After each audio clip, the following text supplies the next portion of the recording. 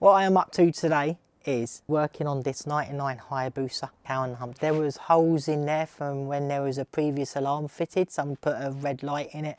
Didn't like that. I just want it all completely plain and look flush and standard. What I have done, got up to the stage of putting the primer on, rubbing it down, making it, smoothing it off and everything. And you can see that this is actually rubbed down. It's just got a nice gentle key. The reason you do that is so that it can accept the paint. The paint has something to sort of grab hold of and bond a little bit better once it is applied. What I need to do now is give it a little bit of a wipe over with some alcohols to get rid of any greases. I also need to get a tack rag and just tack it down. So I have got some blue roll and I have got some alcohol. What I'm going to do is I'm going to apply some of it onto this blue roll. You can use a cloth, make sure it's a lint-free cloth as well. You don't want anything getting on there. So I'm just going to give it a quick sort of general clean off. After I have done that, I'll put a little bit of a tack rag on it as well and just make sure everything is really clean and lovely. Okay, I think that'll do. So the paint that I will be using is from EDAF. What I'll do is I'll put a little number up on the screen there and a website that you can go to. These are not sponsors of by any sort. I haven't even contacted these guys or anything, but I've used quite a few of their paints. If you are liking this video, please subscribe, hit that like and hit the bell notifications just so that you don't miss any future videos. And if you have anything to say and comment, just write it down in the comments. The reason I like these guys is their colours are so good. They're so close to the original. The reason I am using this is because it's such a little piece and I don't want to be getting all my guns out and everything and having to clean them afterwards. What I am going to do with this right now is, because it's pretty cold, I am going to go and warm up the kettle. So let's go and heat the kettle.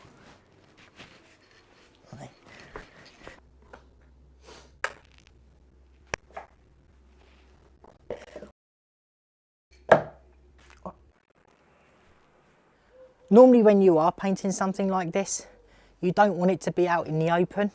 You get bugs on it, all kinds of dust keeps flying in, the wind. There's just so many problems when it comes to doing it outside. But normally what I would be doing is I'd have all the sides up, I'd have a little fan going, blowing everything out, like all of the dust when you're spraying. So you don't want the dust to be sitting on there from what comes out of the can. Give you that nice clean polished look. And also I'd have some heaters set up as well. But for your viewing pleasure, I am not going to be having a dark space with lights that are going to be flickering all over the camera, and just do it outside and make it a bit more difficult for me. Some may ask, what is a tack rag? Tack rag is one of these little things. They're a little bit tacky. They have some sort of sticky oil residue on there. You just rub it down. Now what I'm going to do is I'm going to start rubbing it down. Well, wiping it down. Just going to get all those little bits off. I've just noticed something. Have a little look at this. I've just noticed that there's some little imperfections just up here. Okay, some little spots. I don't want that underneath the paint. I'll give that just a little bit of a light flick. Get that out of there. Now that's been tacked off, let's go get the warmed up paint, give it a good old shake and start spraying.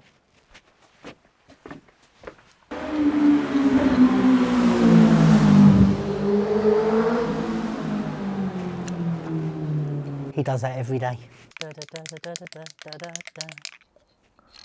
Also, what I like about these EDAF paints is they come with a little nozzle. If it's pointing that way, you spray that way. Or if it's that way, you spray up and down. I really like these adjustable nozzles. I like how it fans out as well. Very clean. For painting this, I'm going to be wanting to be spraying up and down, just so that I don't lose as much paint. If I go this way, I'm going to lose a lot of paint. If I go that way, I'm not going to lose as much. Now let's start painting.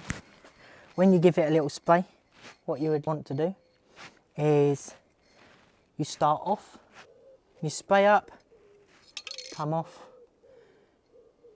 push down, spray on. As you come off, let go, spray off, spray on, spray off.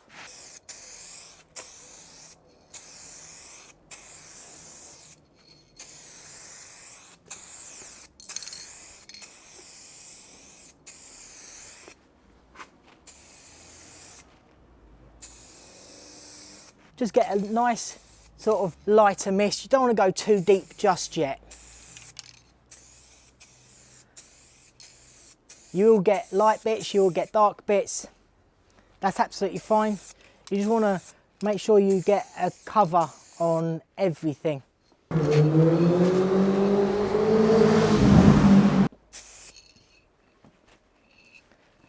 That there is just the first coat on. I haven't gone too heavy with it. I've come back over a couple of times on some bits. I want some of the grey to be poking through, but I don't want a whole amount. And on the second pass, when I come back through, once it's dried in about 10-20 minutes time, I will go a little bit heavier on the paint and start getting that depth. Because this is a metallic paint, you really want to get that depth of the metallic flake. And now just look at the piece that I've just done. I fucked it up. So in my haste off camera, you see all these little spots that are in there. I don't know how well you can see them, but trust me, they're there. There's a load of little spots. That's because I skipped the preparation. I didn't use my alcohol. I didn't tack it down, completely forgetting off camera, just trying to rush a little. Goes to teach you, doesn't it?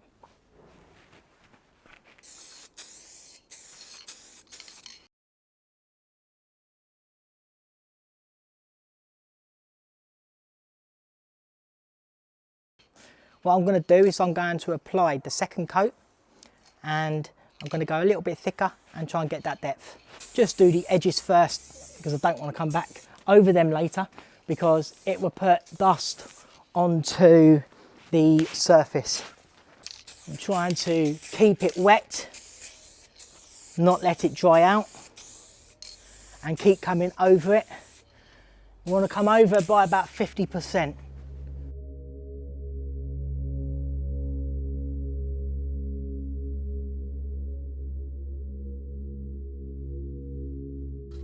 Trying to get all those edges first.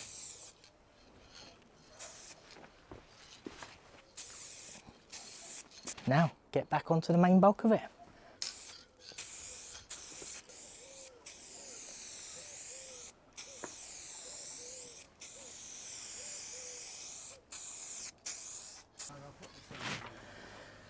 Now, I think that is done on the second coat.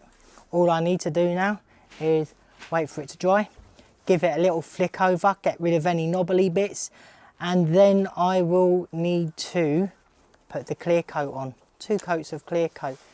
In between every single coat, make sure you give it a little bit of a flick, just to get any, you know, foreign bodies in there, any little knobbly bits, and just to keep that smoothness down. And also it helps with keying it up so that the paint takes to whatever you're spraying.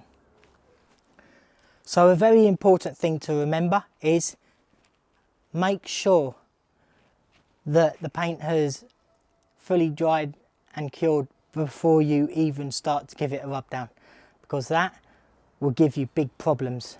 Normally I would say if you've got good heat on it and it's all it's the first coat and the second coat. First coat can give about 10 minutes. Second coat, give it about 30 minutes to 40 minutes. After that, leave it a day. Don't rush it.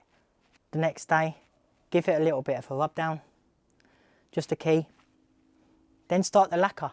First coat, wait 10 minutes or wait until it's completely dry so that you can touch it and it feels really dry, not sticky at all. Only do this if it looks like it's dry. And if you are going to test it and you're not sure if it's wet, try somewhere which is a little bit out of the way. So I would try it literally right at the bottom here where you're not going to see it on the bike. Get the back of your finger, don't use the front, and just tap it. If it feels dry, go okay. Try a little bit somewhere else. If you're confident that it is dry, then it's okay to give it a little bit of a rub down, but don't press too hard. Just give it a nice gentle. That's all you need is a nice gentle key. And then repeat the process of giving it a little tack rag. Don't worry about using the alcohol at this point. It will probably reactivate the paint and will try it and start coming off. So just give it a quick little rub down with the tack cloth. If you do decide to do it in the same day, just give it a few hours. Make sure you have enough daylight left. Make sure it really is properly dry and that it's warm. You know, don't leave it just being cold. So what happens is when you get the lacquer, when you spray the lacquer on, if it's like high humidity, it's cold, if you leave it overnight in a shed and it's cold, it will start having a foggy effect on the lacquer. Water will be drawn into it and it won't look good. You won't get a nice crystal clear finish. It will go a little bit cloudy. Following on from yesterday, it's a new day today. Today, what I will be doing is I'll be giving it a little key, as I've been mentioning. Then I'll be tack ragging it, and then I'll be putting 2 coats of clear lacquer on today. Maybe a third if I don't think the finish is shiny enough or poppy enough.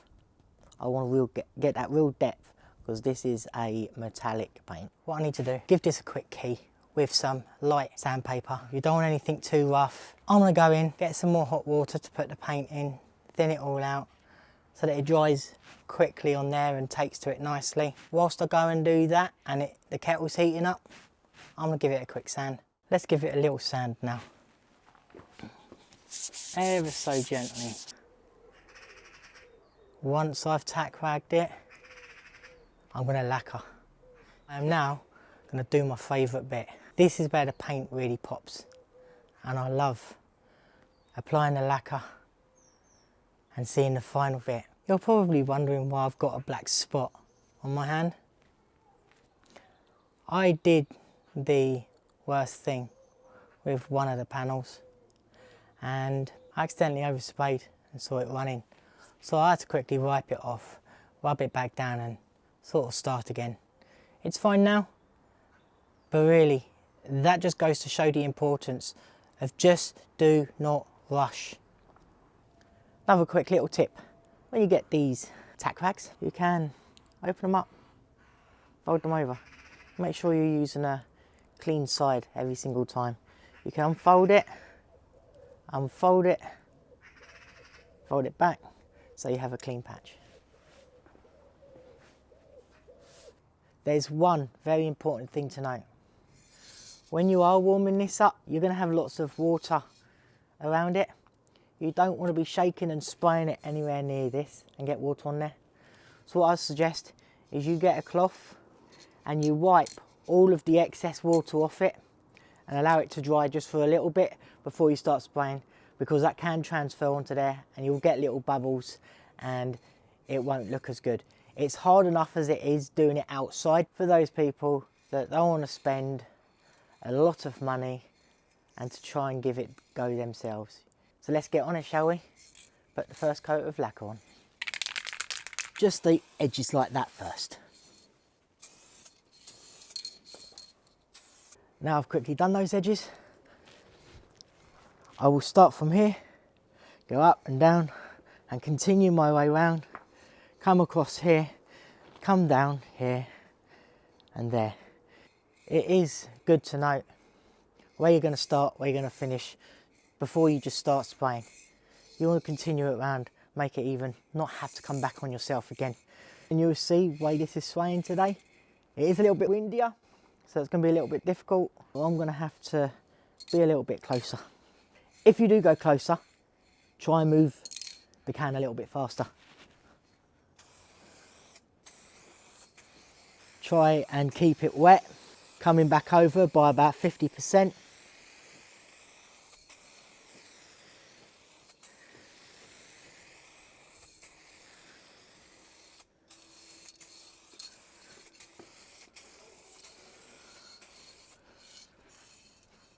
Now this is the problem of doing it outside. Do you see that right there? That little speck? That is a problem.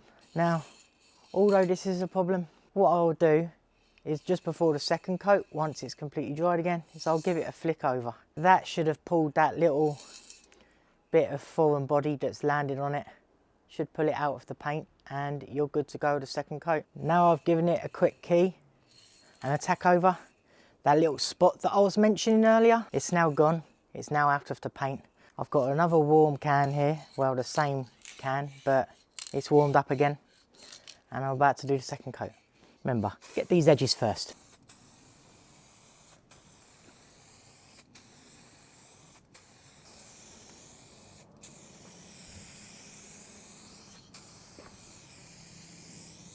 Be careful not to put too much on, because you will get runs. I'm going to allow it to dry just for a couple of days, just so it's ready for that polish. Make it pop that a little bit more, look crystal clear, and have an almost showroom-like finish.